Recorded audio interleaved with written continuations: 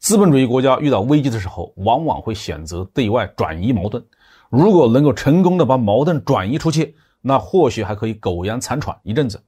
而如果转移矛盾的企图失败了，就会10倍、100倍的回报到自己身上，带来的是更加猛烈的社会危机。各位网友大家好，我是包敏。这期话题我们说的是美国专家提出警告，拜登的内政治理失败可能会拿中国出气。最近呢，美国民主党在各地的议会选举当中吃了不少的亏，很多席位被共和党夺走，这让民主党总统的拜登非常难堪。虽然拜登政府是以反对特朗普为卖点上台的，但事实证明拜登比特朗普根本就好不到哪里去。在拜登竞选的时候提出要把应对新冠疫情放在施政的第一要务。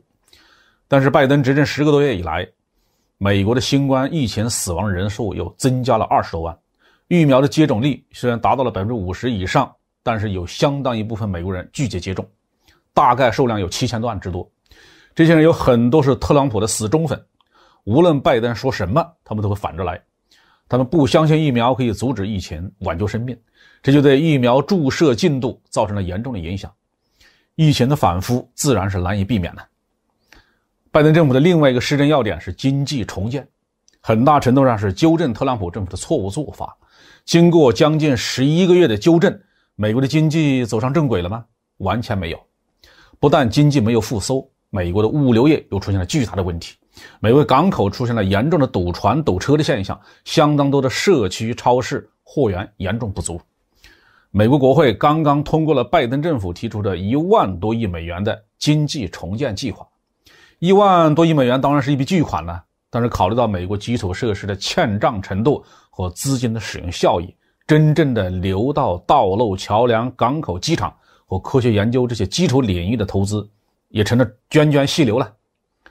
在军事问题上，拜登政府同样的一败涂地，标志性事件就是阿富汗的撤军，完全是一地鸡毛，在全世界面前丢尽了脸面。虽然美军按照时间表在2021年的8月31号之前都撤出了阿富汗，但是还丢下了200多个美国人以及几万名拿到了美国签证的阿富汗人。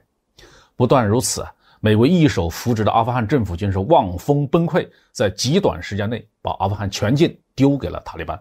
连美国自己的军事分析人员都说，这让人怎么相信美国还是一个军事超级大国？怎么能相信美国还有能力在台海问题上和中国叫板？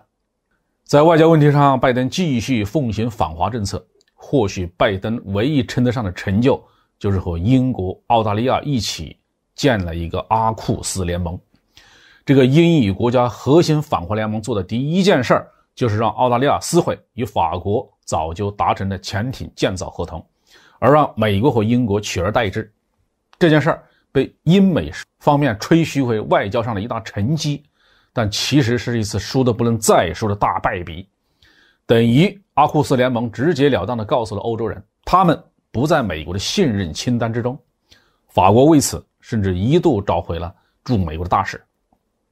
总的来说拜登执政的这10个月是乏善可陈，并且相当失败。在这种情况下，拜登政府会怎么处理对华关系呢？对华友好以减轻外部的压力吗？